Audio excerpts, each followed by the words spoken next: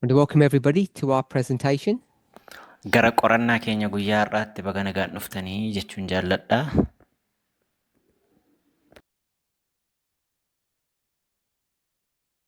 Chimène, je We're here in t'entends pas. Martinique.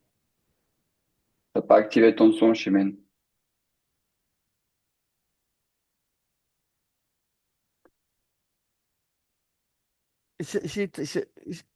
Tu m'entends là maintenant? Oui, mais je t'entends sur le son de Parminder. Vas-y, parle.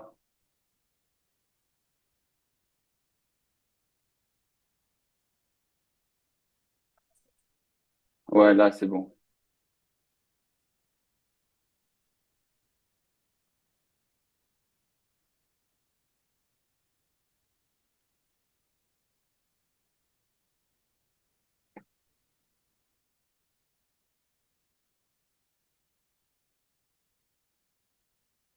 Happy Sabbath, everybody. Sanbata gaarii hunduma keessaniif We're here in Martinique. as Maartinikiin jirra. I want to welcome everybody to our Sabbath study together. Qorannaa keenya guyyaa sanbataa irratti hundumti keessanuu baga nagaan dhuftanii jechuun barbaada. Jecha kadhannaatiin haa bannu.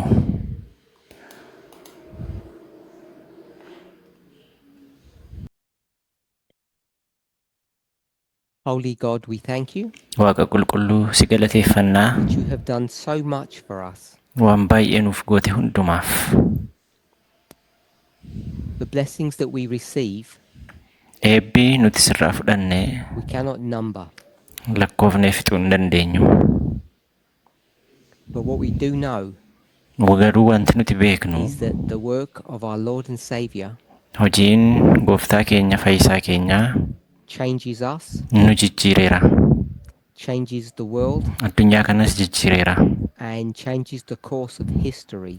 Qabiyyeewwan seenaa hundumaas jijjiireera. As all these elements come together, Wantoonni kun hundumtuu yeroo iddoo tokkotti wal faana dhufan we, nuyi the world, addunyaan historical events, taatawunni seenaa we ask that our will might align with your will. si kadhannaa fedhiin keenya fedhii kee wajjiniin wal akka fudhatuuf Our minds with your mind. sammuun keenyas sammuu kee wajjiniin tokko akka Jesus' ta'uuf maqaa Yesuusiin ameen.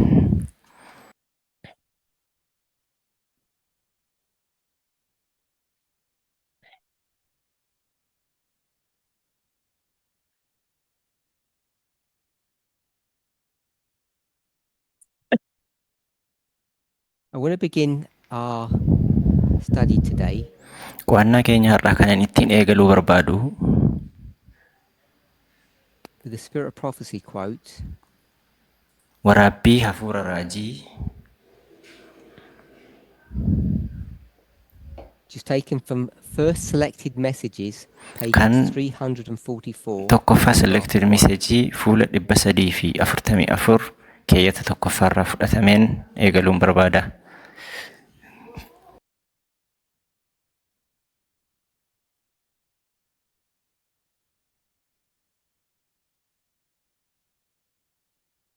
I'm not sure if we're going to be interactive today, hopefully. Hirmaannaan keessan hammam akka ta'e hin beeku warraa baay'ee. If not, then I'll do most of the talking. Yoo hirmaannaan keessan gadi bu'aa ta'e guutummaa isaa haasa'uun kun oolu. So we'll read the passage together. Keeyyaticha walii wajjiniin dubbifna. Hopefully the translators have it translated by now. Namni afaan hiikuu amma ni hiika jedheen abdadha. I'll read the whole passage, paragraph. It's quite short and it will give them time to catch up. Paragiraafichi yookiis keeyyatichi baay'ee dheeraa miti. Kanaaf hundumti keenya iyyuu qabachuu dandeenya sammuutti jedhee yaada. Yeroon dubbisu What I want each of us to focus upon wanti akka nuti irratti xiyyeeffannu barbaadu is the work of the Godhead that's being done for us.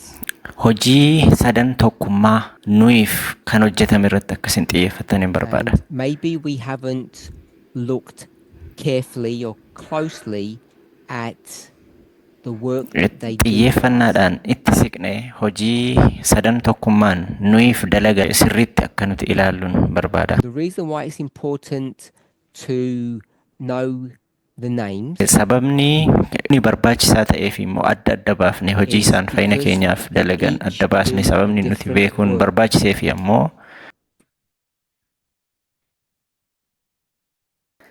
it's their will akkasumas fedha sadan and tokkummaati. it's our duty, our obligation Fedha to be in line isaanii with kana them. wajjiniin fedhiin keenyas wal fudhachuudhaaf waan isaan nuuf dalagan adda addatti beekuun Christ, barbaachisaadha. our mediator, and the Holy Spirit are constantly interceding in humanity's behalf. But the Spirit pleads not for us as does Christ, who presents his blood shed from the foundation of the world. The Spirit works upon our hearts, drawing out prayers and penitence, praise and thanksgiving. The gratitude which flows from our lips is the result of the Spirit striking the chords of the soul in holy memories, awakening the music of the heart. Kiristoos giddu seenaan keenyaa fi hafuurri qulqulluun yeroo hundumaa namummaaf bakka bu'uudhaan dhaabatu. Garuu hafuurri akka Kiristoos dhiiga isaa odeeffamuu biyya lafaa irraa kaasee nuuf dhangalaaseetti nuuf hin kadhatu. Hafuurri yaada garaa keenyaa irratti hojjeta.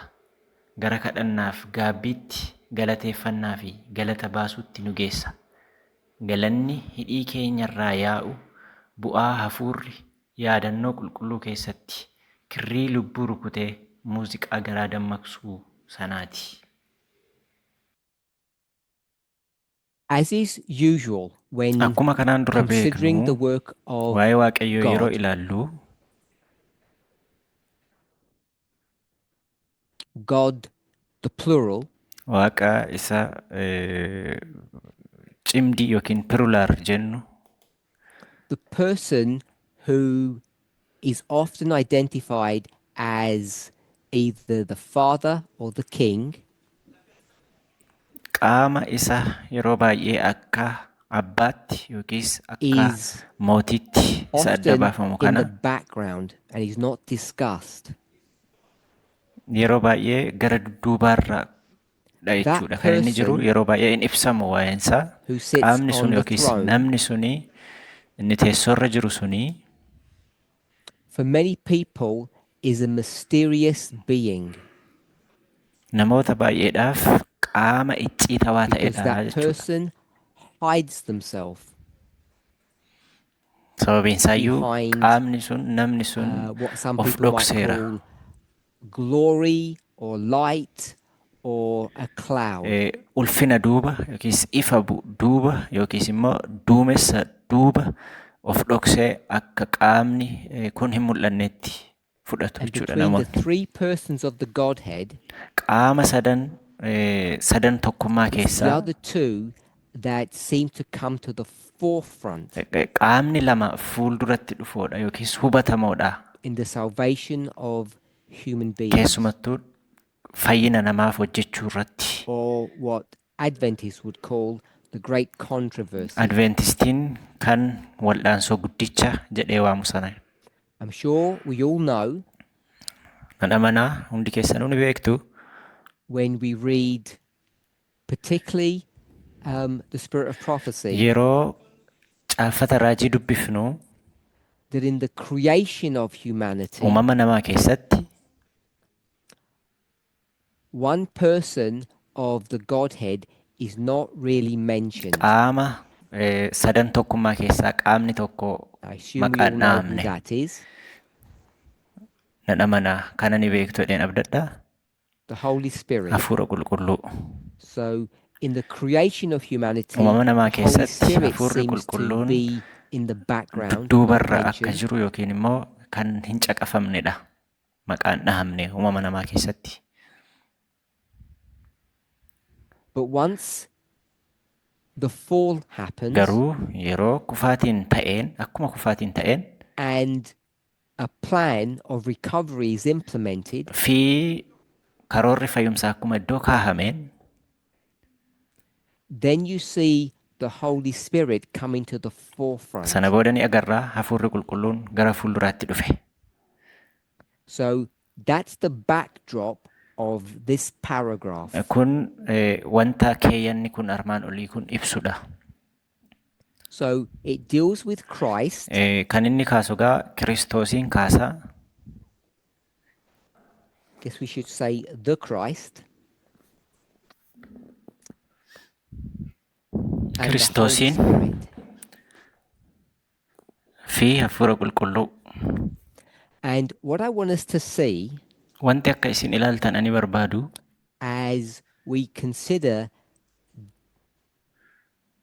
both persons qaama lamaaniinuu yeroo ilaallu is, even though we might understand each of the three people in the Godhead to be coexistent and equal, qaamni sadan tokkummaa keessa jiran wal faana kan argamanii fi wal qixa akka ta'an, equally powerful, wal qixxees humna qabeeyyii akka isaan ta'an, of one mind, sammuu one tokko kan heart, qaban, yaada garaa tokko kan qaban, yet you see that they take on different roles. ta'us garuu gahee hojii garaa want garaa us to akka be isaan qaban clear. arguu qabna.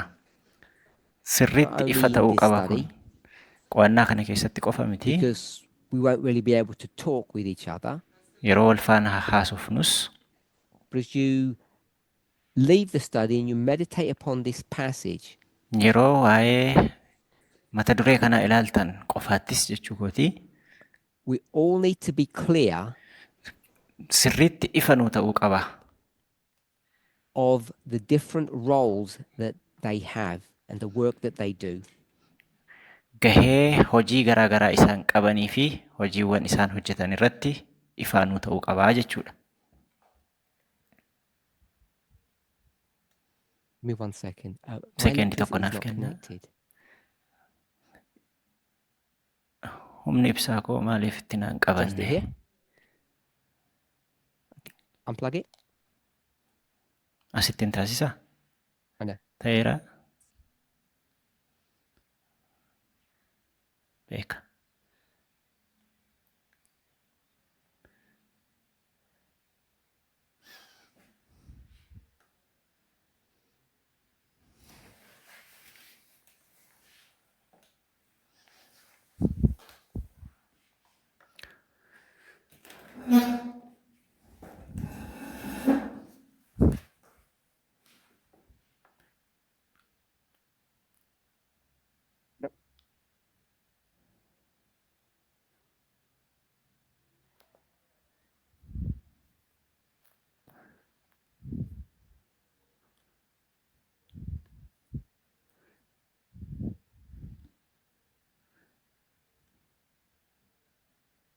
So good now.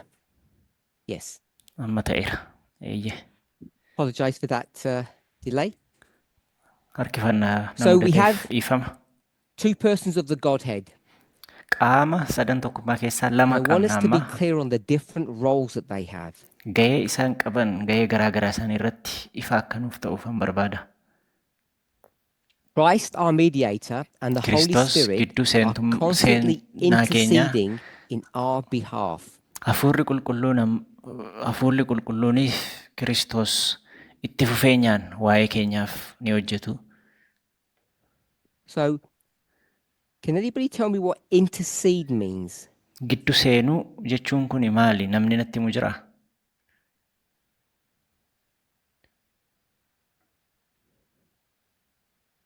Feel free to use a dictionary if you like.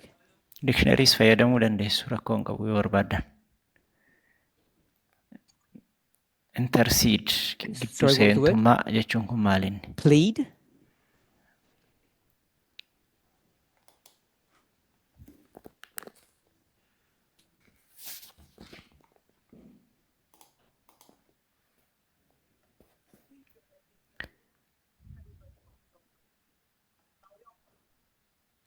So, to plead or to speak Giddu seentummaa jechuun kun on qooda behalf of yookiis somebody. bakka nama wayii giddu galanii dubbachuu fi jechuudha. Are we all okay with that definition? Kanarratti walii galla miti hundumti keenya iyyuu hiika kanarratti. We said plead or what was the other word? Speak, yes. I'll use the word speak. Dubbachuu On behalf of someone. qooda nam tokkoo dubbachuu bakka namaa dubbachuu kan jedhu irratti walii Hopefully galla. we're okay with that. And it says who that someone is. Eenyu namni sun namni dubbatamuufi sun It's eenyu? us. Nuyi. Okay, hopefully we're okay with that. Namni dubbatamuufi nuyi. So Christ and the Holy Spirit are going to speak on our behalf. Kiristoosii fi Hafuurri Qulqulluun qooda keenya nuyiif So, dubbatu jechuudha. The question is, Gaaffiin jiru amma to whom? eenyutti? Who are they speaking to Eenyutti waa'ee keenyaaf dubbatu when yookiis they speak on our behalf? yeroo waa'ee keenyaaf qooda keenya dubbatan eenyutti someone said, dubbatu? "Please." Eenyuun kadhatu? Who are they pleading to on our Nuyiif behalf? eenyuun kadhatu?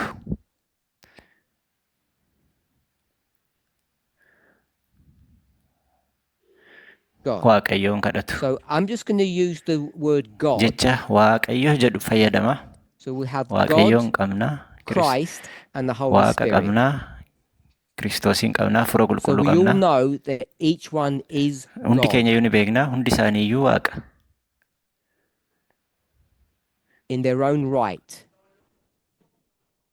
But I'm going to use the term Christ, Holy Spirit, and God. Jecha Hafuura Qulqulluu Kiristoosiif Waaqayyo jedhu fayyadama. So they're going to plead on our behalf to God.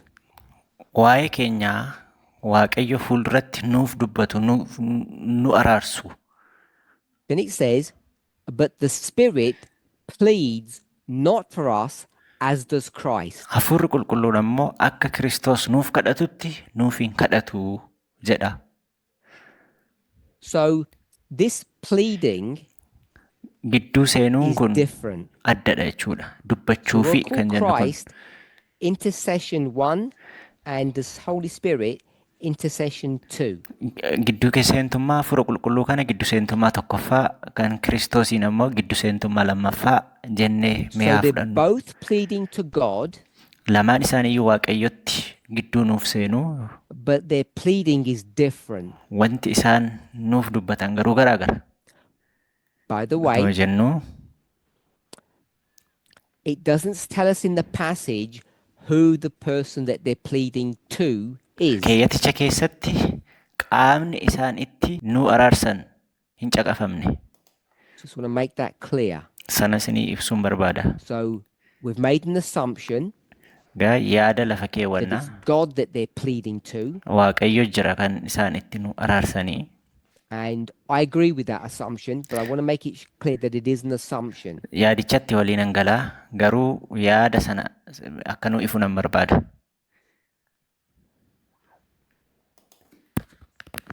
When we use the word assumption, Jecha akkas ta'uu danda'a jennee yaadnu kan yeroo fudhannu. often when people use the word logic Yeroo baay'ee namoonni loojikii jedhanii fudhatu. and you contrast assumption with logic, Yaada kanaafi yookiin assumptioniif loojikii yeroo wal bira qabne ilaallu. we can tend to think that logic is a fact Loojikii yookiin immoo loojikii and jechuun an kun dhugaadha. assumption is, we'll call it a guess. Assumptionii kan ammoo tilmaamadha jechuudha. But I want to suggest Wanti ani yaada that an kennuu assumption barbaadu. can be very strong. Assumptioniin kun egaa cimaadha. If you're a scientist, you might call it a thesis. Yoo saayintistii taate kan teesisii yookiis And logic, riisarchii jettee waamtu jechuudha. Loojikiin ammoo if you use logic, yoo loojikii fayyadamte it doesn't mean it's correct. sirriidha jechuu miti. You can do things in a very logical way and still do things wrong. Loojikiidhaan gootee wantoota tokko tokko dogoggoruu ni dandeessa. I want us to be clear on that. Sanarratti sirriitti akka ifaa ta'uun barbaada. So they're both pleading, but they're different. Lachuuyyuu gidduu seenu ni kadhatu. Furri So- qulqulluunis Kiristoosis garuu I don't know garaagara. if you all have the passage in front of you. Akka keeticha fuulduraa qabdan hin beeku. If you don't, Yoon qabdan ta'e I'll just have my translator read it again. namni afaan naa hiikaa jiru irra deebi'ee akka And we'll dubbisuun read barbaada. in English, we'll read the first sentence, Ani Ingiliffaan nan dubbisaa. Jecha jalqabaa nan dubbisa. which ends in the word thanksgiving in the English. Go ahead. Galateeffannaa jedha. Thanksgiving afaan Ingiliffaatiin. Itti fufii dubbisi.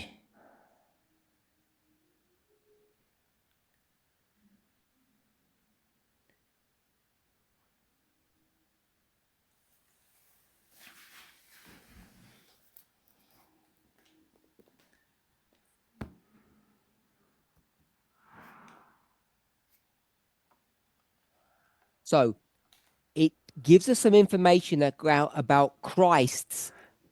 It uses the word intercession. So what is Christ's intercession based on? Waa'ee Kiristoosiin dubbata. Waa'ee gidduu seentummaa Kiristoos taasisu jechuudha. Kiristoos yeroo gidduu seentummaa kana taasisu maalirratti hundaa'eetu?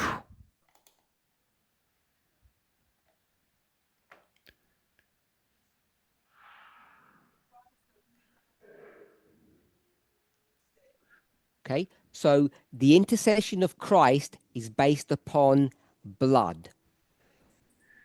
Maaliin gidduu seentummaa kana taasise Kiristoos? Dhiiga And isaatiinidha I've got jechuudha. a symbol of a cross here because it's Christ's blood. Mallattoo fannoo fudhachuu dandeenyaa jechuudha.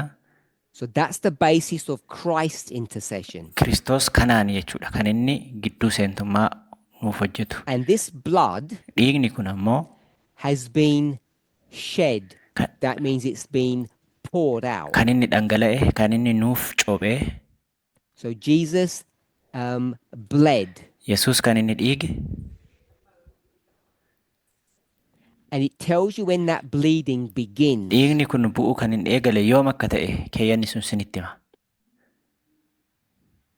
It's about 4,000 years before most people think that the bleeding happens. Dhiiguun kun kan inni ta'e jedhanii kan namoonni yaadan irraa waggoota 4,000 dura dhiigni kun akka ta'e nuu kaasa. So we all acknowledge, because I put a symbol of a cross here, Hundumti keenya ni beekna kanaafi kanaan mallattoo fannoo kaa'es.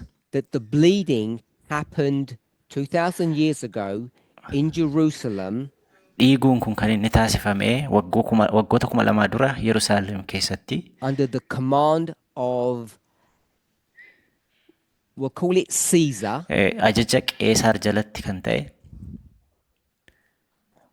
Or pagan Rome. Yookiin immoo Roomaa ishee Waaqayyoon hin beekne jalatti. That's when the crucifixion happened, and that's when the blood was spilled. Sun yeroo aarsaan taasifamee fi yeroo dhiigni dhangala'edha.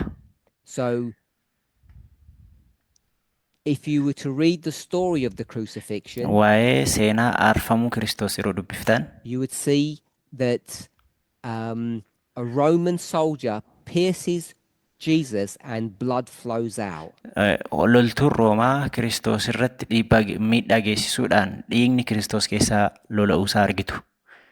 And there's a lot of symbology or prophecy in that, just in that small snippet of a wider story. Seenaa gabaabaa fakkaatu sana keessa seenaa raajii hedduu fi taatee bal'aatu jira. For the translator, snippet means a small part. Seenaa xiqqoo jechuudha. Seenaa gabaabaa fakkaatu sana keessa seenaa So raajii fi it doesn't baay'eetu say jira. that in the passage. Keeyaticha sana keessatti hin dubbatamne. It says that the blood was shed at the very beginning. Dhiigni sun kan jige baay'ee gara jalqabaarraa kaaseetu jedha quotation sun. So the intercession is based Kanaaf gidduu seentummaan sun upon blood. dhiiga irratti kan hundaa'edha. Dhiigaanidha kan inni gidduu seenamaa jiru. I'm going to use the word spilled. Dhiiga dhangala'e jedhee fudhadhaani. Before I use the word shed, now I've just used spill. So that blood was spilt or shed. Dhiigni sun kan inni lola'e kan inni dhangala'e fannoo irratti miti. So when was it spilt? Yoomiree kan dhiigni Kiristoos jige yookiis Now what it lola'e. says in the passage, Keeyaticha keessatti wanta jedhame ani beeka. So I know it's what it says in the passage, Isa keeyyata keessatti jedhame miti. but Garuu tell me when that was. yoom ta'e sun natti himaa.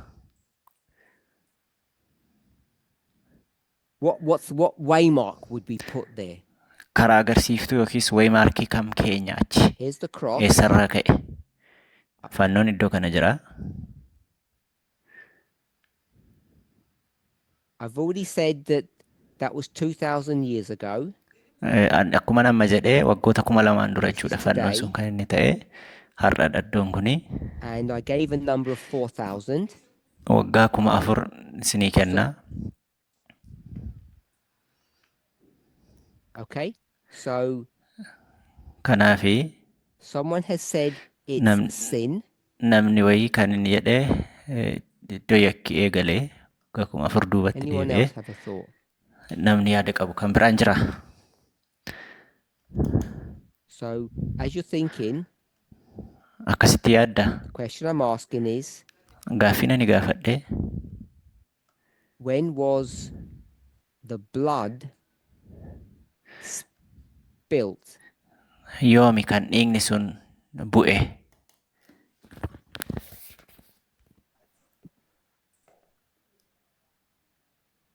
So what we're trying to understand is what the foundation of the world means. Wanti akka isin hubattan ani barbaadu hundeeffamuu biyya lafaa kan jedhu kun So maal if no one jechuudha? else has any thoughts, Namni yaada qabu jira? you do, Marilyn? At Eden. Edenitti. So I've got sin here. Cubbuu iddoo And kanatti no sin argadheera. happened in Eden. Hin beekna cubbuun Edenitti So- inni mudate. When you say Eden, Yeroo Eden jettu, one second. When you say Eden, yeroo Eden jettu if on the board, do you mean here or Eh, here? boordii kanarra ilaalii asitti moo asitti jechuu keeti? Before or that? The second question is at sin. Cubbuu Before. dura moo cubbuu booda? One second. Booda. So Marilyn says the blood was spilled before sin happened. Marliin akka jettetti dhiigni kan inni jige fannoo dura yookiin soorii cubbuu dura extend the line. cubbuun otoo mudadiin dura. Sarara kana nan dheeressaa. And I'll put Eden here. Eden iddoo kanan kaa'aa Carry on. boordiirra. Itti fufii. One second.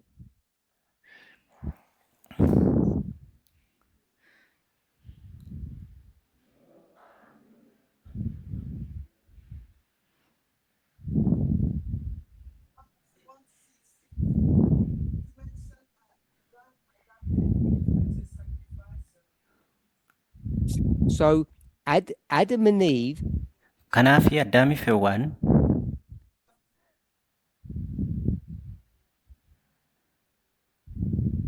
so Marilyn said Marliin akka jettetti that the marker, this way mark that she has put, waymaarkiin isheen keessa kun karaa is when they agarsiiftuun isheen sacrificed keessa the kun lamb, iddoo holaan itti aarfame Adam and Eve. Addaamii fi Hewwaaniin. But you know, Garuu ni beektu the sacrifice is here after sin. iddoon aarsaan itti ta'e iddoo kana Okay. cubbuu booda. So have another go. Mee yaalii biraa. As you, I'll help you a little bit. Mee xiqqoo sin gargaara. So the statement is foundation of the world. Jechichi hundeeffama biyya lafaa jedha. You tell me now what you think that means. Maal jechuudha sun natti? So I'm going to erase that and I'm going to erase Eden. Mee sana nan xaraga Eden kan jedhu kanas nan balleessa.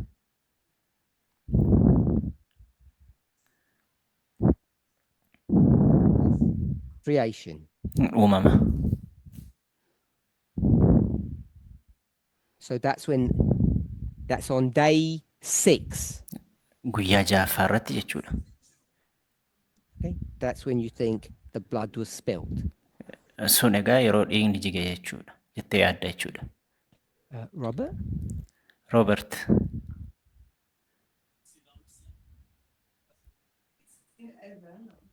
Okay, so you're going to not have sin, we're going to change our mind. Yaada kee jijjiiruu barbaadde? So originally you said it was at sin. Jalqaba yeroo cubbuun So now you mudatedha want to change jettee your mind? ammas yaada kee geeddarteetta? Okay, so I'm going to erase sin. Mee cubbuu kan jedhu kana na balleessa. Marilyn said creation, Maarliin iddoo uumamaatti jettee and now you're saying heaven. ati ammoo samii keessatti jette. Is correct? Okay. Sirriidha miti? Eeyyee. Anyone else? Nama biraa. So Kanaafi people read Genesis chapter 1 differently, namoonni uumama boqonnaa tokko bifa adda ta'een dubbisu and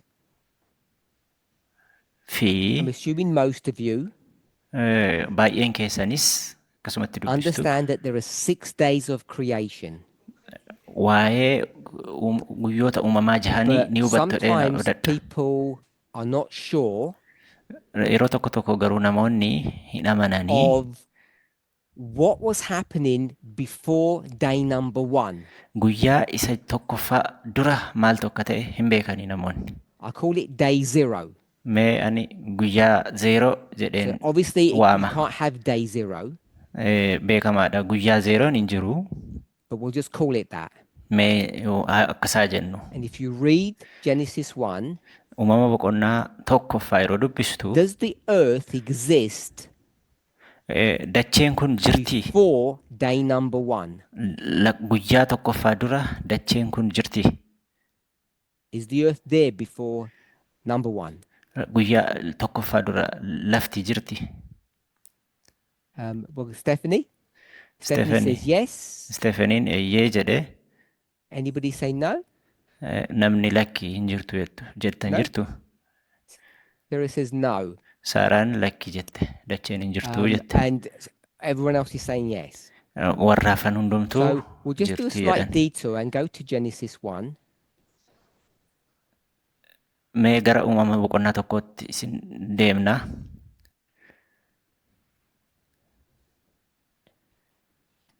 So it's in verse 2.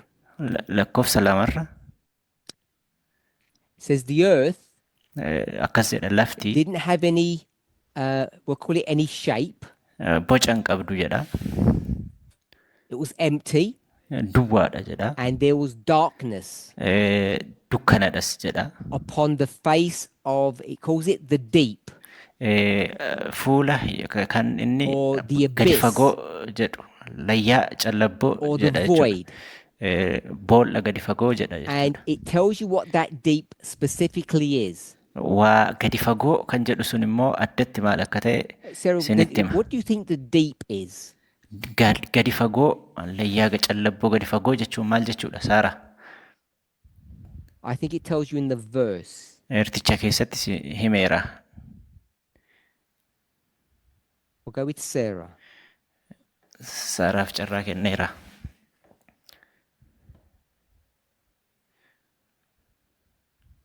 What does, yes, it says there was darkness over the face of the deep, Callabboo gadi fagoorra dukkanatu ture jedha. and my question is, what is the deep? Gadi fagoo kan jedhu sun maal jechuudha? Gaaffiin koo sana. The void, emptiness. Duwwaa So if you duwwaa read the second half of the verse, mee heerticha walakkaa isaa dubbisi.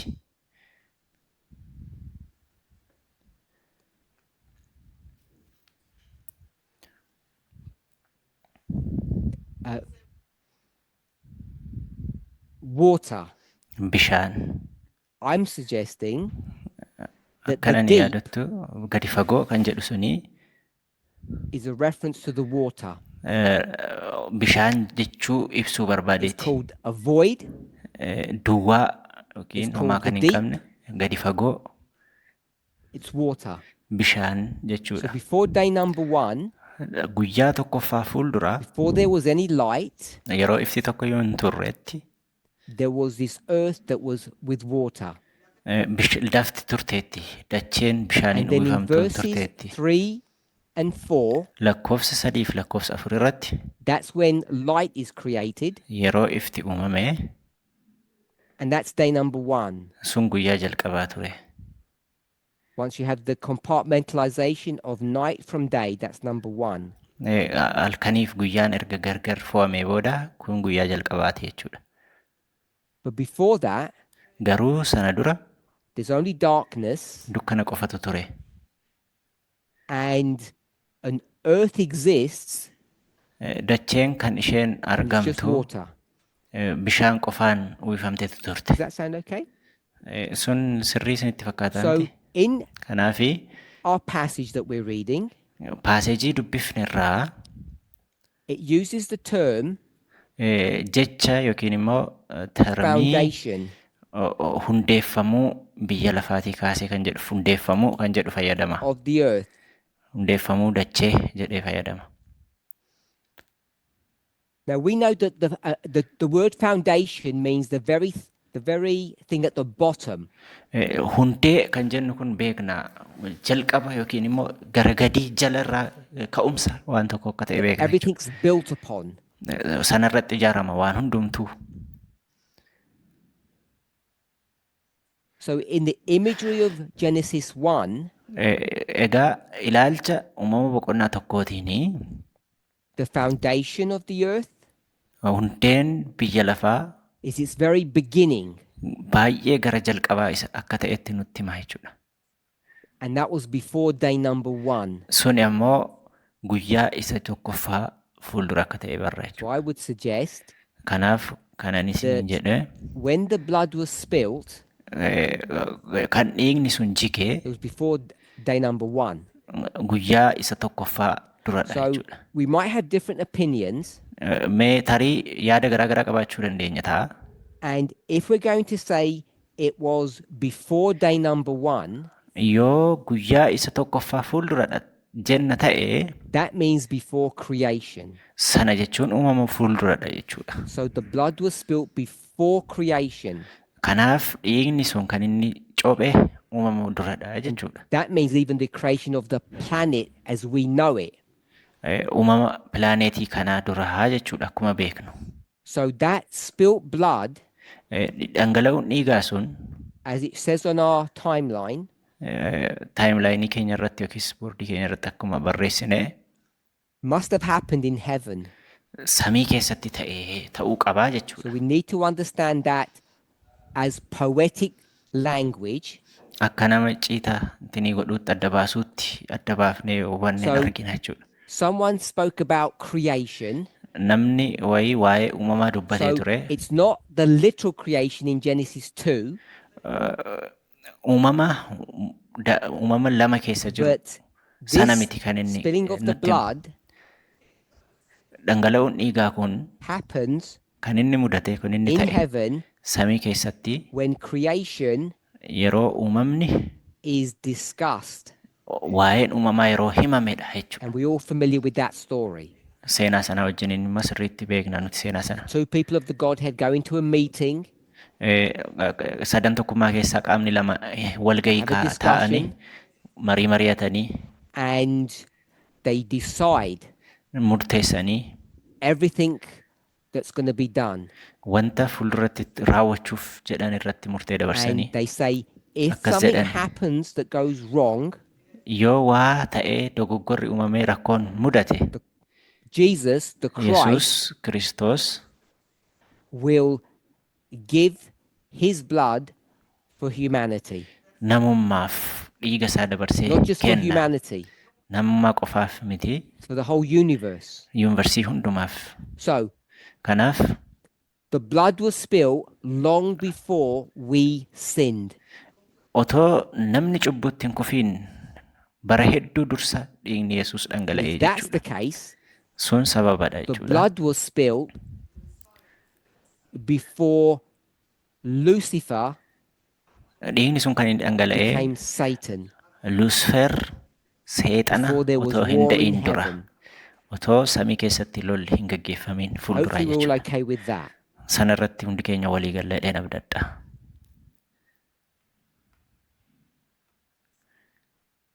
So the question is, how did it happen?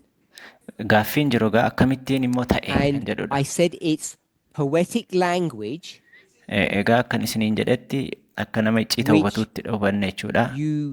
which you may think is a surprise, Akka waan ajaa'ibaa ta'etti but you are familiar yaaddee kan with it. hubatamudha jechuudha. Kan afaan ammoo So earlier Marilyn said, sirriitti beekna. Akka Maarliyaan jette gara darqaba. first Robert said sin, Jalqaba Roobertii yeroo then cubbuu Marilyn dhangala'e said jedhe. sacrifice. Maarliin ammoo First aarfamuu sacrifice, jette. if you remember that. Aarfamuu isa jalqabaa jettee turte yoo yaadattu ta'e. So why would Marilyn mark the first lamb that was sacrificed? Maaliif Maarliin hoolaa isa jalqaba qalame sanatti quba qabde? What did she see? Maal argiteeti kan isheen akkas jette? Did you know Ni beektu. about that sacrificing of the lamb? Waa'ee aarfamuu hoolaa sanaa ni What did that beektu miti. mean? Maal jechuudha inni? For you, Sarah. Mee Saaraa mee dubbadhu.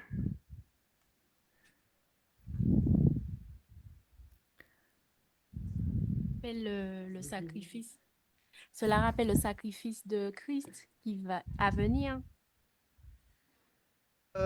Christ's sacrifice. Good. Aarfamuu Kiristoos waan So agarsiisuufi. you can see why she chose that. Gaariidha. Maaliif akka isheen isa filatte argitaniittu amma? Now you know Ni beektus. a lamb is not Jesus, Hoolaani Yesuus miti. but it's a symbolic representation, Garuu inni mallattoodhaan Kiristoosiin or bakka bu'a what the malee. Bible will call Wanti kitaabni qulqulluun immoo a promise. waadaa jedhee isa waamu sana jechuudha. So when the Kanaaf lamb is sacrificed, yeroo hoolaan sun that's aarfamu a promise. waadaa agarsiisa Agree with jechuudha. that? Sanatti olii galla miti. She said, yes. So Eeyyee jette. what is the promise? Waadaa Okay, jechuun keep maa it- inni? Keep the mic. What is the promise Maal jechuudha? of Waadaa that jechuun lamb maal dying? jechuudha? Waadaan hoolaan sun du'ee fi maal You finish the agarsiisuuf? sentence. It's a promise of.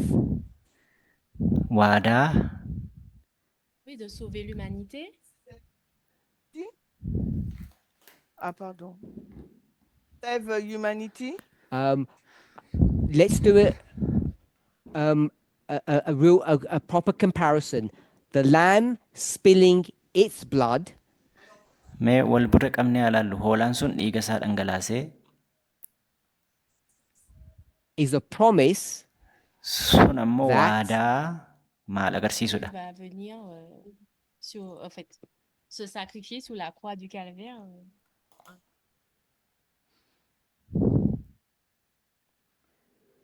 That Jesus will come and sacrifice his life in 31 AD.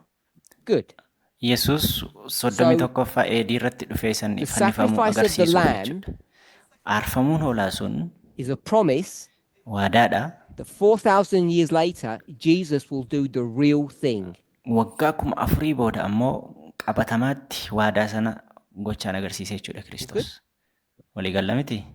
When prophets speak about that promise, Raajonni waa'ee waadaa sanaa yeroo dubbatan depending upon the point they want to make, tuqaa irratti xiyyeeffatan irratti hundaa'uudhaan they mark the beginning jalqaba irratti xiyyeeffatu yookiis Marilyn jalqaba did. agarsiisu akkuma Maarliin at the godhe sacrifice, iddoo aarsaan sun itti but aarfametti sometimes they mark xiyyeeffatu. it in a different place.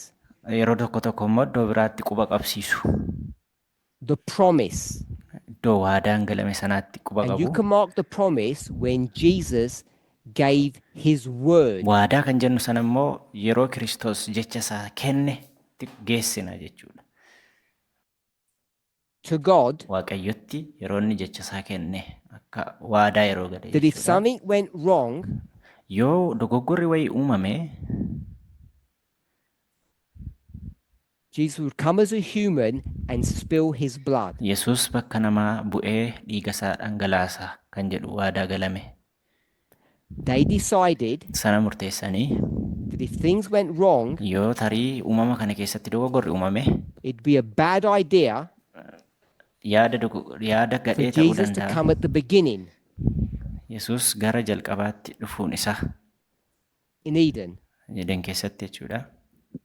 And that's a different study of why it was a bad reason. Maaliif yaada gadhee ta'a kan jedhu qo'annaa biraa barbaada. So they decide Kan isaan murteessan egaa we'll wait 4,000 waggaa years kuma before afur Jesus comes. eegneetu Kiristoos otoo hin dhufiin dura waggaa 14 akka eegamuu qabu murteessan.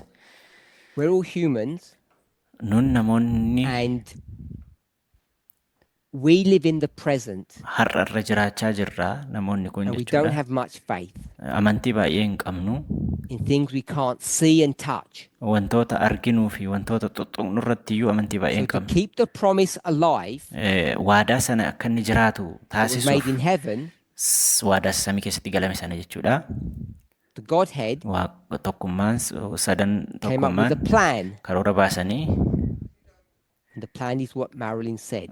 karoorri sun immoo kan Maarliin nutti himedha. Sacrifice of a lamb, Waadaa aarfamuu hoolaa which is going to happen for 4,000 years. waggaa 4,000 booda isa ta'uu sana kan agarsiisu jechuudha. So that's how we can mark the shedding of the blood at the foundation.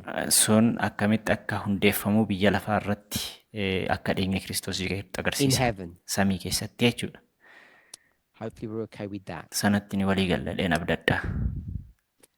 Now, then Amma- it talks about the spirit. Amma waa'ee hafuuraa dubbataa. So we've done Christ. Waa'ee Kiristoosiin Now we do the hubanneerra. spirit. Mee waa'ee hafuura qulqulluutti deebina. The spirit works upon our hearts. Hafuurri qulqulluun onnee keenya irratti yookiis yaada garaa keenya irratti hojjeta. So the interceding of the spirit Kanaaf giddu seentummaan hafuuraa works upon our hearts. onnee keenya yookiis yaada garaa keenya irratti hojjeta. And then it says, drawing out prayers Akka kadhannuuf kadhannaadhaaf nu kakaasaa. Where did the prayers come from? Kadhannaan eessaa dhufa?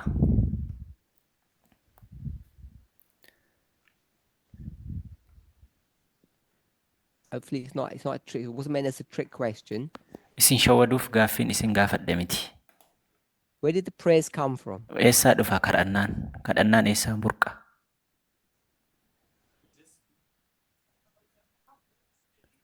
Okay, so it's from the human, Namarraa dhufaa jechuudha. not from the spirit. Hafuura qulqulluurraa miti. So we agree with that. Sanatti ni walii galla. Where? Eessa innumtuu?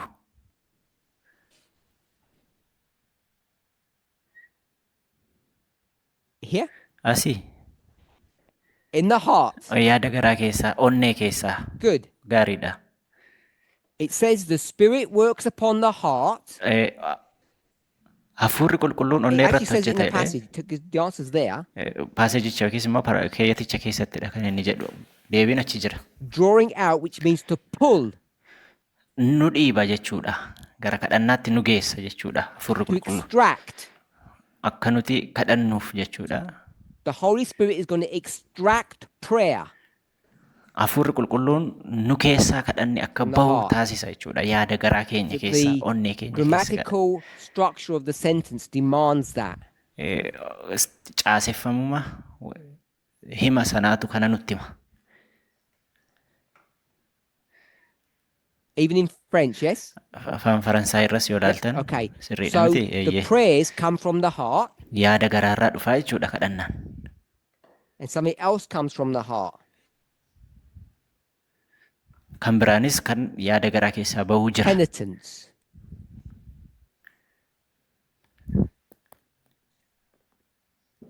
Inni biraan immoo gad of deebisuu, gad of qabuu kan jedhus yaada garaa keessaa Okay. burqa So jechuudha. Gad what is of qabuu, gad of penitence? deebisuu jechuun kun maal jechuudha? So in different languages, it can have slightly different connotations. Afaan garaa garaatiin hiika garaa garaa qabaachuu ni danda'a.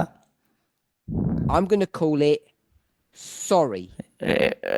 Dhiifama kan You jedhutti okay with that? fudhadha. Mee sanatti walii galla? Or regret. even Yookiin in English. gaabbii Yeah. kan jedhu Ingiliffa Sorry is keessatti. regret in French, and we will say regret as well.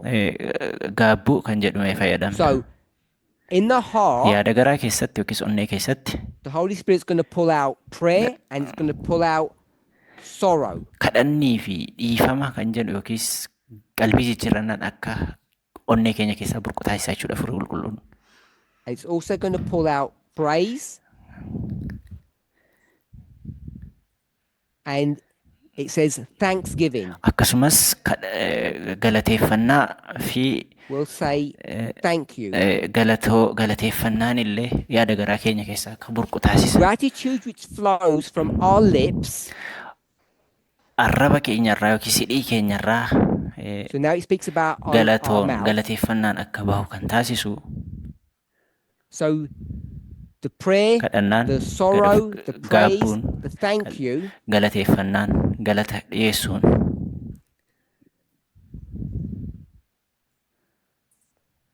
is extracted or pulled out from the heart kan inni burqu yookiis kan inni bahu onnee keessaati, yaada garaa keessaati, and comes to the mouth. gara afaanitti dhufa. Sana booddee is the result of the Spirit striking the chords of the soul. sun ammoo bu'aa Hafuurri Qulqulluun kirrii yookiis kan sagalee muuziqaa dhageessisu sana rukuchuudhaan We've got heart, we've got lips, and now we've got soul. lubbuu, yaada garaa, afaan arganneerraa What is yookiis the hidhii soul? arganneerraa sadii qabna jechuudha. Lubbuun Now- maalinni? In English, the word soul is a very, I'm going to call it tricky or unusual word. Lubbuu kan jennu kun Ingiliffa keessatti jecha addaati jechuudha. It can mean different things. Addadha. So you have to be careful Of eeggachuu qabdu. that you don't jump to Genesis, Gara uumamaatti kan dhanne. which says humans became living souls. Namni lubbuu jiraataa ta'e isa jedhu sana bira kan dhaqne jechuu kooti. And that just means living creatures or beings. Sana jechuun uumama jiraataa lubbuu qabaate kan jiraatu jechuudha. Uumama jiraataa jechuudha. In this context, Galma kanaa keessatti this garuu, passage, keeyyata kana keessatti what is garuu the chord? finyoo yookiin immoo kirrii jechuun kun maayini? Someone said something? Namni waa jedhee jira?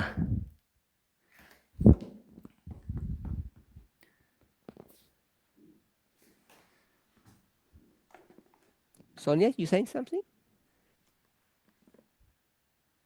Sonia, waa jetteetta? Waa jettee turte?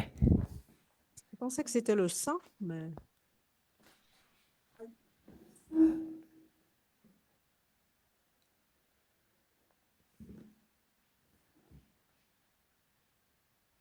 Center. In this paragraph, what else is at the center? Keeyyata kana keessatti wanti biraan maayini? Giddu galeessa irra wanti jiru.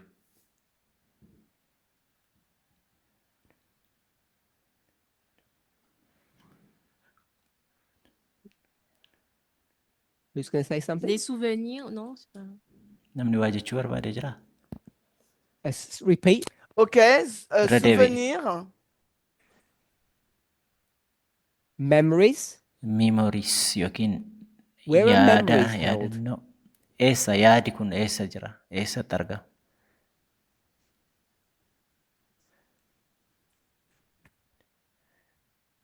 In the heart.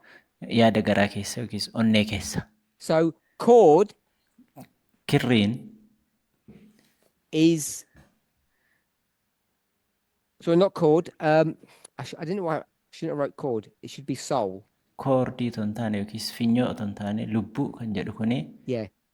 Soul kan jedhu kuni is the same thing as heart. yaada garaa keessa yookiis onnee keessa jira jechuudha. Lubbuu kan jedhu kuni. So when it says it draws out or pulls out these things, Kun akka bahu yaada garaa keenya keessaa kun akka bahu yeroo taasisu then there's another fakkiin biraanis image. jira jechuudha. In your heart, what do you have? Yaada garaa keenya keessaa maal qabna? Chords. Kirriitu jira.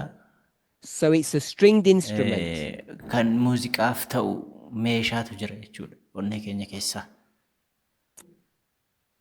So the heart Onneeni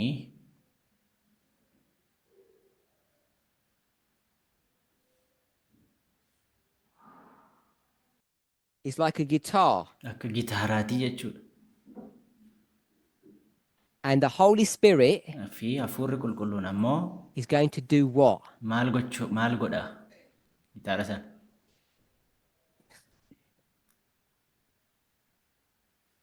The Holy Spirit is going to play music Hafuurri qulqulluun muuziqaa taphataa on your jechuudha. heart, Yaada garaa kee keenyaa yookiis onnee keenya and the irratti. song that comes out, Faarfannaan nu keessaa burqu bahu depending on what day it is, guyyaan sun maal akka fakkaatu irratti can hundaa'uudhaan be a sad melody yookiin faarfannaa gaddaa ta'uu danda'a or it can be a serious melody yookiin faarfannaa or it can be a happy one. hundamaa yookiin faarfannaa gammachiisaa ta'uu Prayer, danda'a jechuudha. sorrow, Kadhannaa, and praise. jijjiirrannaa, galateeffannaa. Striking the chords of the soul in holy memories. Yaadannoo qulqullaa'aadhaaf faarfannaa galataa onneen keenya akka dhiyeessitu taasisaa jechuudha. Awakening the music of the heart. Muuziqaa yookiis faarfannaa onnee So keenya can you keessaa see baasuudhaan jechuudha. that it was not a guess to say soul is heart? Kanaaf egaa lubbuu kan jedhu kun onnee akka ta'e argina jechuudha. It says chords of the soul, Finyoo onnee and then it says music of the muuziqaa heart. onnee immoo jedha jechuudha. Can everybody see the compare and Finyoo contrast lubbuu there? jedheetu finyoo lubbuutiin gitaara taphatamu jechuudhaan sana booda onnee So jedha we have jechuudha. chords of Chord the of the soul soul kan jedhu yookiis finyoo lubbuu equals muuziqaa music onnee irraa burqu of the jedhee kaa'aa heart, jechuudha. and chords and music line up. Chord kan jennu yookiin finyoo kan jennu muuziqaa And so faana soul is lubbuu kan jennu immoo heart. onnee faana jechuudha. Everyone okay with that? So Kanaafi Jesus Yesus is interceding to God. Yesuusii And what's Jesus Waaqa saying? fuulduratti gidduu nuu seena Speaking jechuudha. on your behalf. Yesuus maal jedheeti kan qooda keenya nuuf dubbatu To God. Waaqayyotti.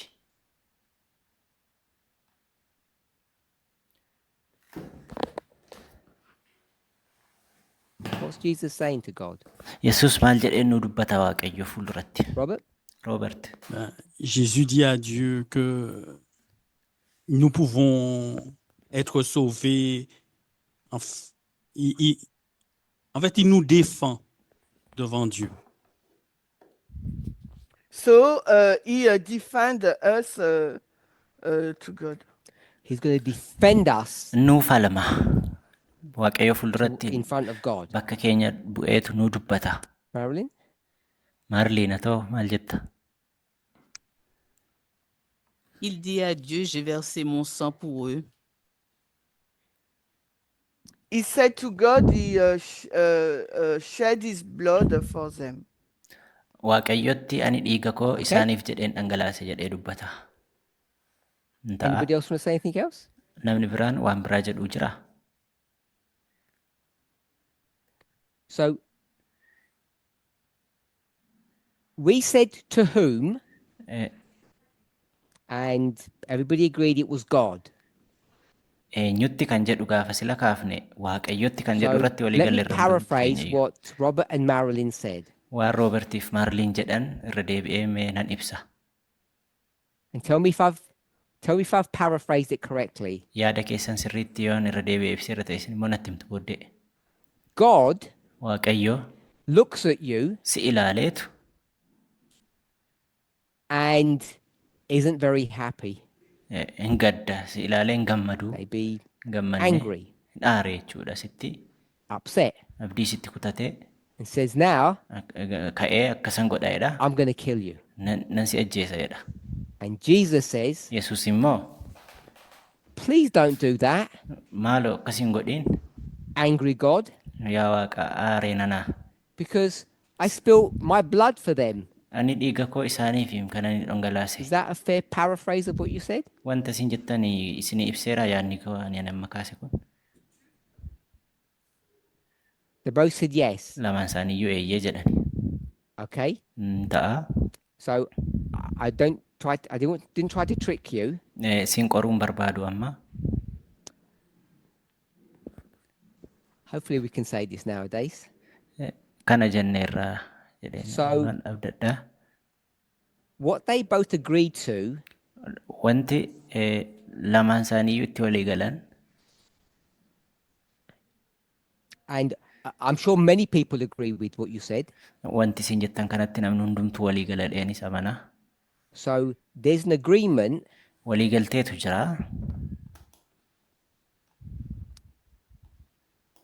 that we have a Catholic doctrine Doktariinii yookiis barsiisa kaatolikii akka qabnu yookiis nu keessa akka jirutu jira I'm going to jechuudha. call it mindset. Yookiin immoo ilaalcha sammuu kaatolikii. So what's the Catholic mindset? Ilaalchi yaada kaatolikii maalinni?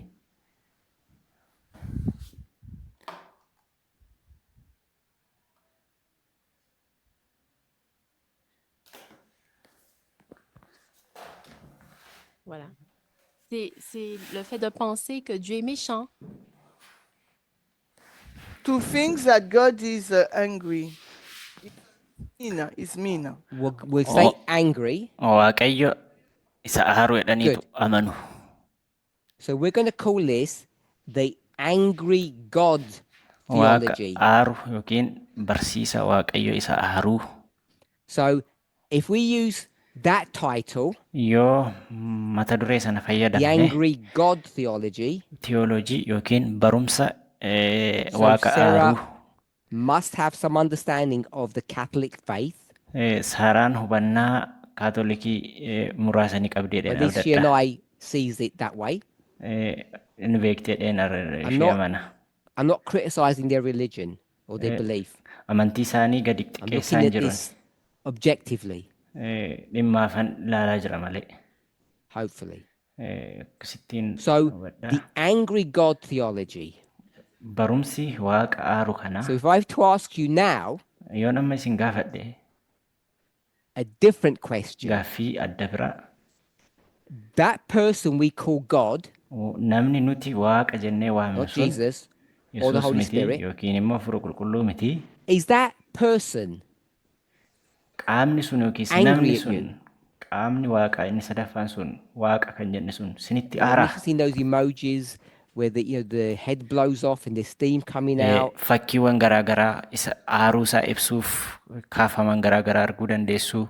Or do you do the other one where you do a Kan palm fuula face? aare qabu, kan waan gaafa fakkaatu qabu. So you do something wrong, Kanaaf egaa waan dogoggora ta'e yeroo gootan isinii and this God says, Waaqayyo immoo again, ammas akkas godhe. fed up with these people. An nama kanatti abdii kutadheera. So upset. Abdii itti kutadheera yeroo And jedhu. Jesus says, Yesuus ammoo please, maaloo my blood, dhiiga koo ilaali. let's calm down. Maaloo tasgabbaa'i. Is that the God that you believe in Waaqayyo inni nuti itti amannu yaada akkasii kan qabudha. as an Adventist? Akka And I'm Adventistiitti pretty sure everyone's going to say Eh, no. akkasitti hin amannu jedheen abdadha. Dieu, il est lent à la colère. Et, comment on dit ça? Bring Et it amour, right close. miséricordieux. Yeah. One sec. So I said that God is Sooniyaani really slow to, Waaqayyo to aariitti kan anger, ariifatu miti and is really, ayyaana qabeessadha merciful. jedheen amana. So, I think everybody would agree with what Sonia said. Nan amana hundumti keenya irratti walii gallaa Sooniyaa wanta jette kanarratti. That she doesn't believe in an angry God theology. Teoloojii waaqa isa aaruu kanatti hin amantu isheeni. That God isn't like that. Waaqayyo akka sanaa miti. Very different God that she knows, Waaqa baay'ee adda biraadha jechuudha kan that isheen she's beektu. read about, Waa'ee isaa kan and isheen experienced. dubbifte fi muuxannoo isaas kan that qabdu she knows. ni I beektisi. say she, speaking of all of us. Ishee yeroon jedhu hunduma keenya bakka buteeti kan isheen dubbatte. So, if we don't have an angry God, Yoo waaqa aaru kana hin qabnu taane then what is Jesus interceding for and pleading for? Yesuus maaliif kadhata ree? Akkas taanaan waaqni keenya waaqa aaru miti yoo ta'e And eenyuuf let's gidduu seena say ree? the question again, Meera deebi'een jedhaa. to whom? Eenyutti nu So araarsuuf that's gidduu this seena question. ree? Let's go all the way Nuyiif back eenyu down gidduu here. seena ree? Kiristoos waaqni keenya waaqa aaru miti yoo ta'e. We're re-asking a question. Because if it's the God, Sababiin then isaayyuu kun you waaqayyo yoo end ta'e up getting to a place where you make God angry. waaqa isa aaru gootee fixxaa jechuudha akkas ta'e.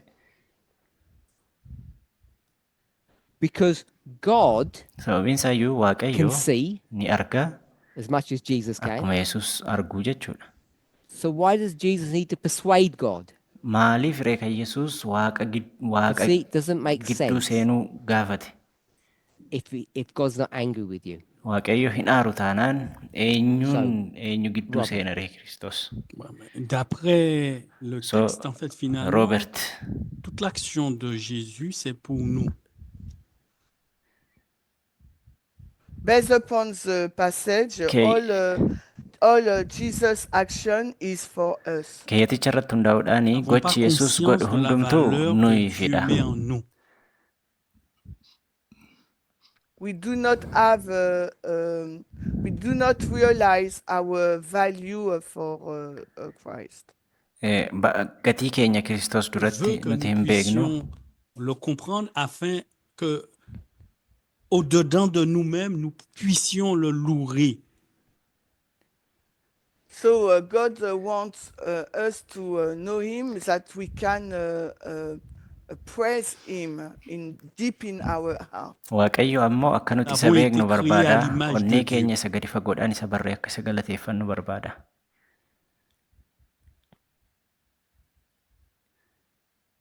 Because we have been created at God's image, but we lose sight of that. Akka Waaqayyootti uumamnee Anybody bifa else want to isaa immoo say deebinee something? waan dhabneef. Namni biraan yaada kennitan jirtu?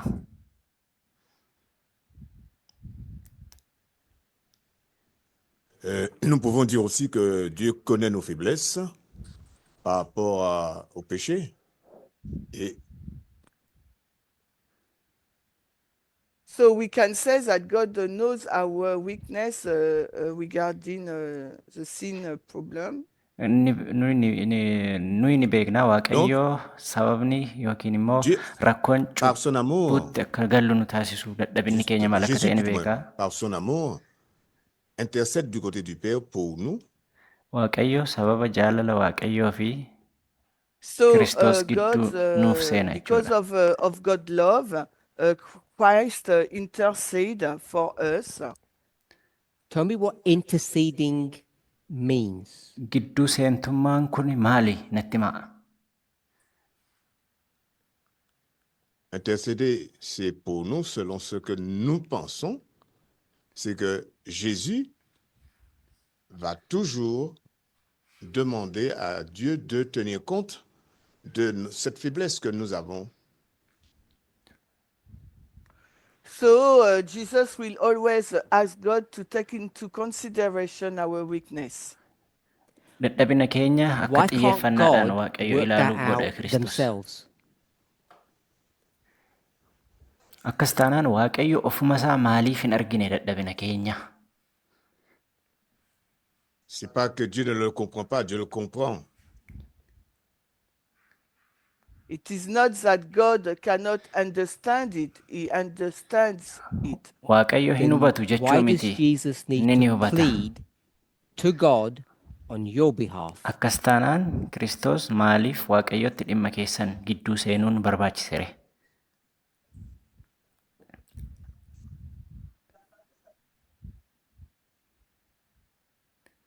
Alors, moi, je dirais, c'est simplement parce que nous avons l'ennemi qui est là et qui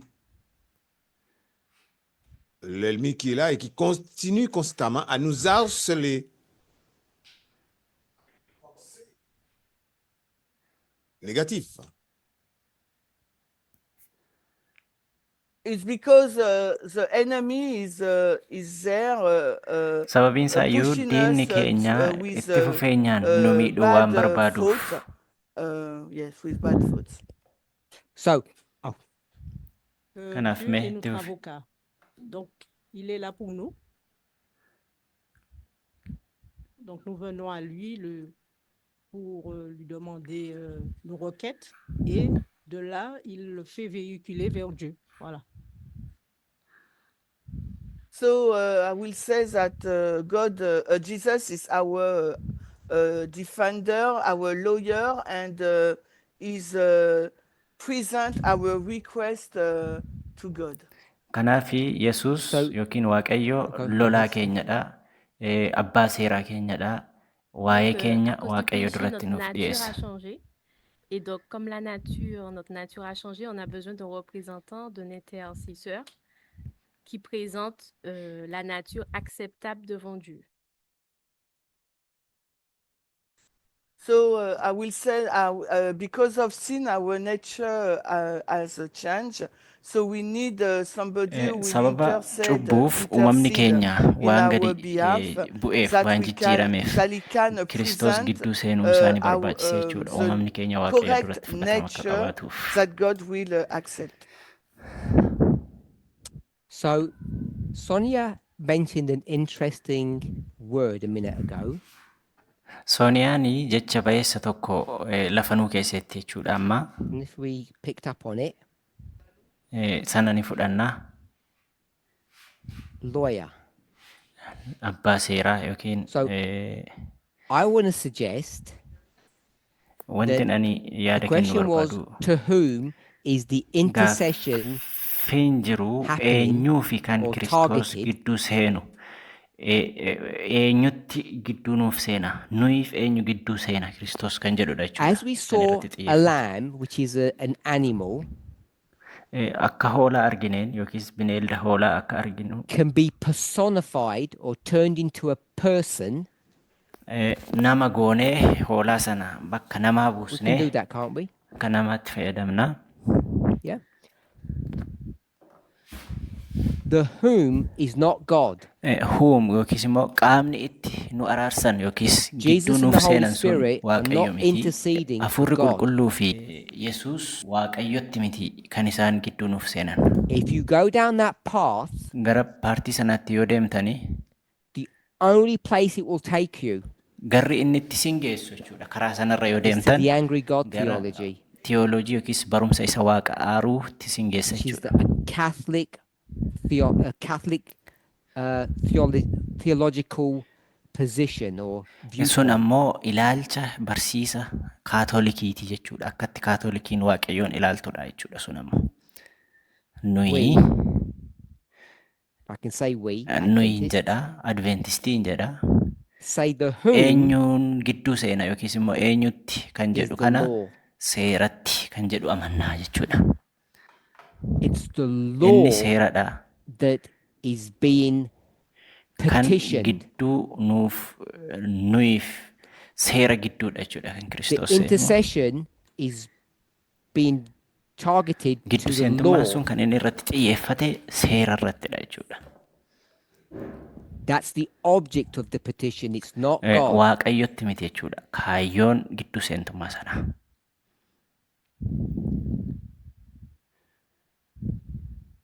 So I haven't mentioned this person's name for a Yeroo long time. dheeraaf waa'ee maqaa qaama kanaa yookiis nama kanaa maqaan dhoofne I'm going to call him an English poet. Ingiliffaan walaloo jedheen waama. Walaloo Ingiliffaatiin meenan waama. His name was John John Bunyan. Bunyan jedhama. Walaleessaa Ingiliffaati jechuudha. Afaan Ingiliffaadhaan walaleessaadha.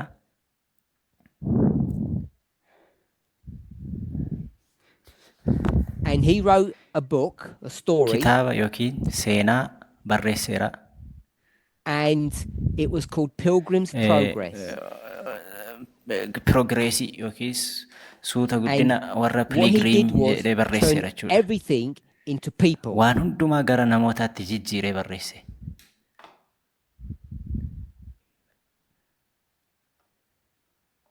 He turned the law Seera kan jedhu kanaa into a gara person. namaatti geeddare. And Pilgrim, Godaantota kan jennu kana the namoota human, when he goes on his yeroo journey to gara heaven, samiitti yeroo deemsa isaa adeemu kanaa they try to be saved in a place called Mount Sinai gaara Siinaa iddoo jedhamutti aara galfachuu yookiis because boqochuu barbaadan. someone told Namni pilgrim isaanitti meera godaantota kanatti that they could be saved by keeping seera the law. eeguudhaan fayyitu jedhee namni waan isaanitti meeruuf.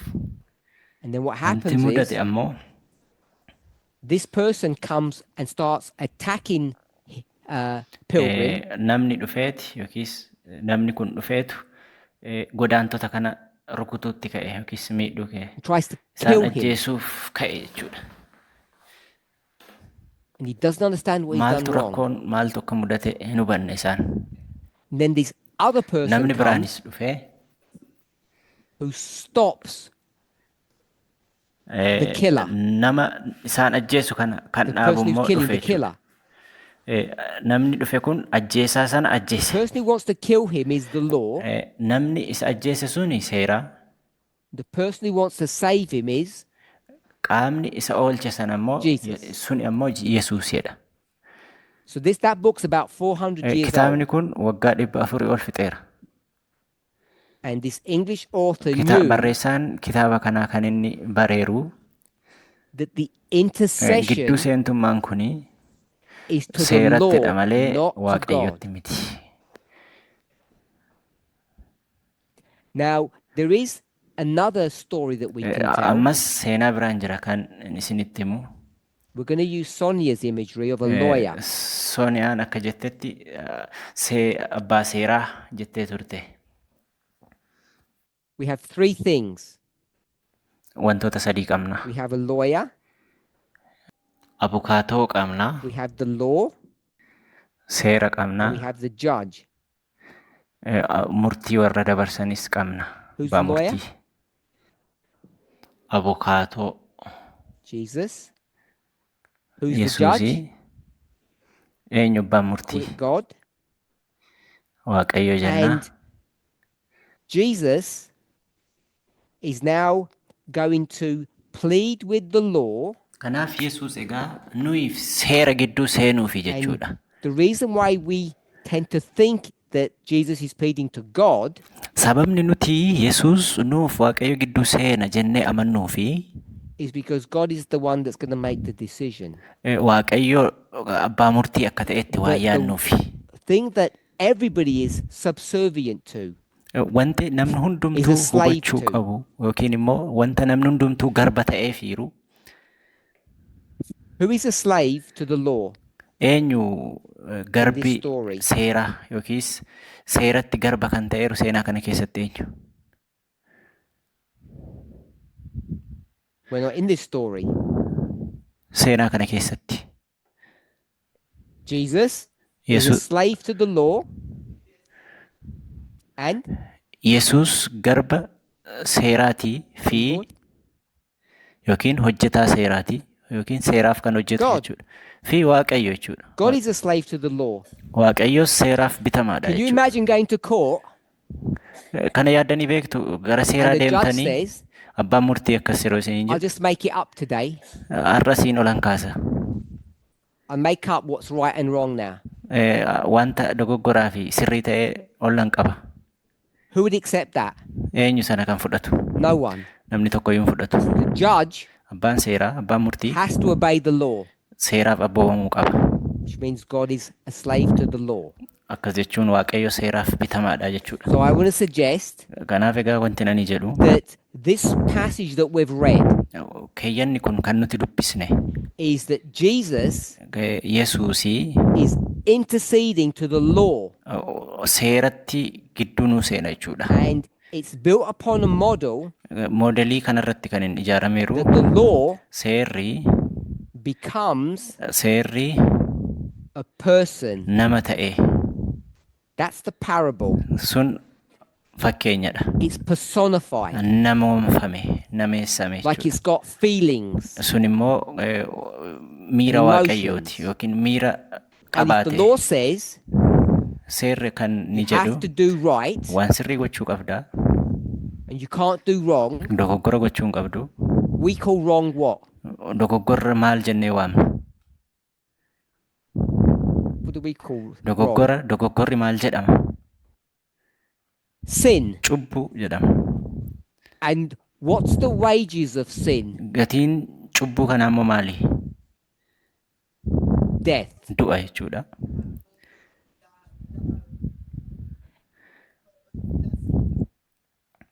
Is there any mercy? Araarri jiraa? No. Lakki. The law has no mercy. Seerri keessa deebii hin qabu, araara hin It qabu. says if you sin, Yoo yakkite you die. ni duuta jedheera waan ta'eef. We're okay with that? Sanatti olii gallaa So it's turning to a person. gara namaatti jijjiirame jechuudha seerri. Now, in this story, Seenaa keessatti egaa there's amma two things that are happening. wantoota lamatu ta'aa jira jechuudha. Jesus Yesus is going to intercede. gidduu seenuuf deemaa. Now, what does that intercession look like? Giddu seentummaan kun maal fakkaata? How does it operate? Akkamittiin hojjetas? And this is why we need to be really careful, Kun sababa nuti xiyyeeffachuu qabnuufidha. because many of us, Sababiin isaayyuu baay'een many keenya Adventists, Adventistoonni baay'een have got very Catholic thinking on this issue. dhimma kanarratti yaada kaatolikummaa qabu waan ta'eef akka kaatolikii So yaadutti yaadu waan ta'eef. Jesus is going to say, Yesus egaa kan inni jechuuf deemu who's attacking? eenyu kan dogoggora The jechaa sinner. jiru? Cubbuun eenyuun Who's miidhaa attacking jira? you? Cubbuun eenyuun miidhaa jira yookiis The law. cubbamaan eenyuun miidhaa jira? Because you did something wrong. Cubbamaan eenyuun miidhamaa jira? So the Seeraan intercession jechuudha. Gidduu seentummaan sun that kanaaf Christ is doing for Kiristoos you kan gochaa jiru siniif nuuf says akkas jedha Christ jechuudha. Kiristoos becomes who? Kiristoos eenyuun ta'e jechuudha. You. Nuyi siin ta'e jechuudha. Christ becomes you. Si ta'e jechuudha Kiristoos. And so now what happens Egaa amma wanti when ta'e the law yeroo seerri looks at the person who's on trial? nama madaalamaa jiru ilaalu, nama qoramaa jiru yeroo ilaalu, Now what does the law see? seerrichi maal arga?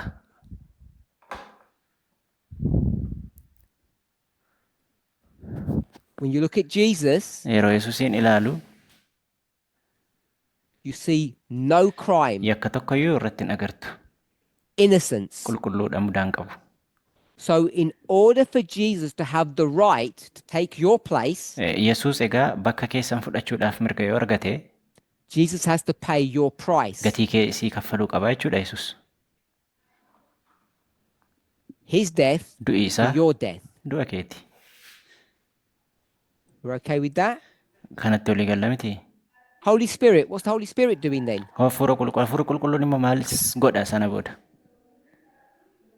If we already said the Holy Spirit Jenne irra gara olitti hafuurri qulqulluun goes to the guitar, gara gitaaraa deemeeti strums the chords, kirrii sana rukutee and all of this beautiful music comes out. faarfannaan bareedoon sun muuziqaan The bareedoon sun beautiful bahan music is taasisa. prayer. Faarfannaan baay'ee bareedoon sun immoo kadhannaadha. We're going to call it proper prayer. Kadhannaa qixa qabeessa jennee waamuu dandeenya. We're going to call it sorrow, Gad of deebisuu, qalbii jirrachuu,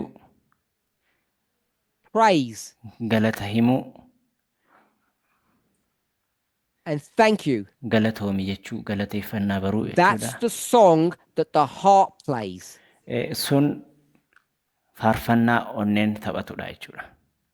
Because in this system, Sababni isaayyuu sirna kana keessatti, this parable, fakkeenya kana keessatti, what God knows, wanti Waaqayyo beeku, the Godhead, sadan tokkummaan kan beeku, is that Jesus Yesuus can't really take your place properly. akka kee iddoo kee bu'uu akka hin You dandeenye have to beeka. stand Ati jabaattee dhaabbachuu before the danda'uu qabda. judgment seat Teessoo murtee fuuldura jechuudha. of God. Teessoo murtee Waaqayyoo fuuldura jechuudha. You have to stand. Dhaabbachuu danda'uu qabda jechuudha. And this idea that Jesus is going to take your place Yaanni Yesuus iddoo kee fudhachuu kan jedhu kun has conditions and limitations. haala qaba, daangaas qaba And so the work of the Holy Spirit hojiin hafuura qulqulluu kanaafi is to do what? maal gochuudhaaf jechuudha. Is to play your heart. Onnee kee tuquudhaan So what comes out of your mouth sana booda afaan kee irraa maaltu baha jechuudha. is good things, Wantoota gaggaariidha jechuudha. not the bad things. Wantoota gadhee miti. So your righteousness Kanaaf qajeelummaan kee is real, sirriidha. not fake. Feekii miti yookiis kan And we call that sirrii hin taane miti. Kanaaf kan nuti jennee waamnu the sana new heart experience. muuxannoo onnee I haaraa will give you jenna a jechuudha. new heart Ani onnee haaraa isiniifan kennaa. so that when we play this new heart, Yeroo onnee haaraa kana taphattan only good things come out. wantoota haaraa gaarii bichaatu That's baha why jechuudha isin keessaa. both people need to work, Kanaaf qaamni lamaanuu kan isaan hojjechuun barbaachisan kanaaf jechuudha. Jesus and the Holy Spirit. Yesuusii fi hafuura qulqulluu Whilst jechuudha. you're a work in progress, Suuta yeroo fooyya'aa deemtu kanatti, while you're being formed yeroo hojjetamaa uumamaa deemtu kanatti like a vessel akka tuubboo on a potter's wheel, nama walaloo Jesus walaleessu says, look at me. na ilaalii jedha Yesuus. When the law is investigating you. Yeroo seerri si qoru jechuudha.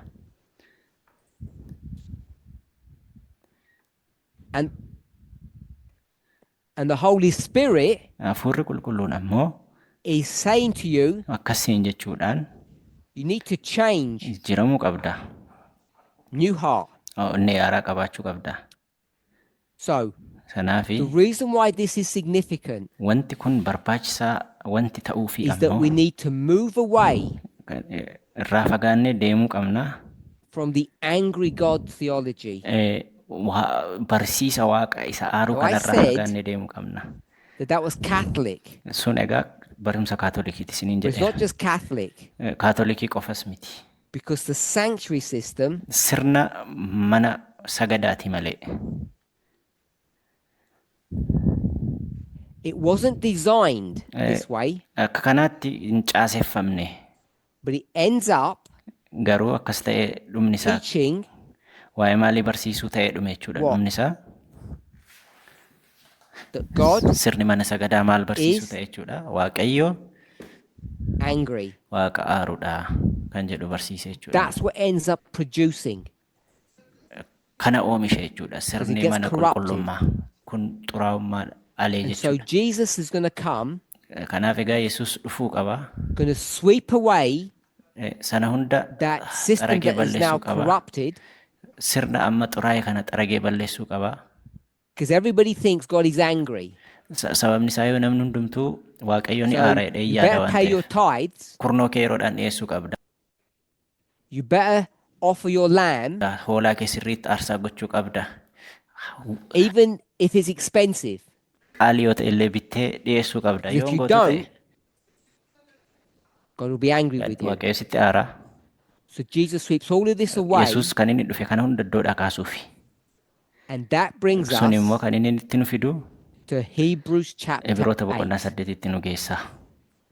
And Hebrews chapter Ibroonni 8 boqonnaan 8 we'll discuss in our next qo'annaa study, keenya saxxaanu keessatti ni ibsina.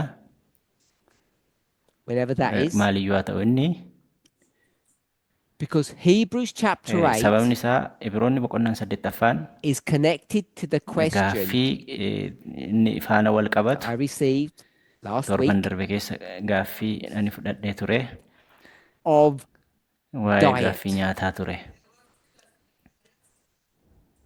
what we can and Maal cannot eat. nyaachuuf nyaachuu dhiisuu qabna. In order to answer Gaaffii that sana question, deebisuun dura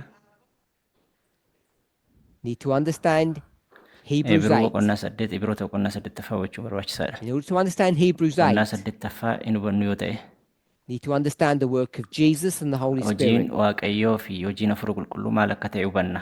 The Christ intercedes and the Holy Spirit Hafuurri intercedes, qulqulluunis Kiristoosis gidduu seentummaadha hojjetu but they're very garuu different. qixa garaa garaadhaani. and they're not interceding to God. Waaqayyootti immoo miti kan isaan gidduu nuuf seenan. They're interceding to the Seeratti law, gidduu nuuf seenu malee. because the law is angry Sababiin isaayyuu seerri ni aara. and God is Waaqayyo not. hin aaru. But both the lawyer Abbaan seeraa fi and the abbaan judge murtii are subservient to the law. hojjettoota seeraati isaanis.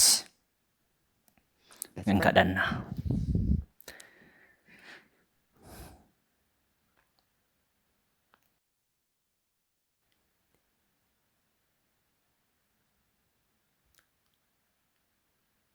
Holy God, Waaqa qulqulluu, dear Jesus, kabajamaa Yesus, Holy Spirit, Hafuura we qulqulluu, thank each of you sin galateeffanna tokko tokkoon keessan. for the glorious but mysterious work that you do for us. Hojii ajaa'ibsiisaa fi hojii icciitawaa nuuf hojjettaniif. I don't understand Ani hin the hubannen great ture. sacrifice that Jesus made for me, Aarsaa dinqisiisaa Kiristoos anaaf hojjete. for each of us, Tokko tokko and keenyaafis the work of wanti inni the hojjete. Holy Spirit. Hojii Hafuurri qulqulluunis nuuf Your work is hojjete. even more mysterious to me.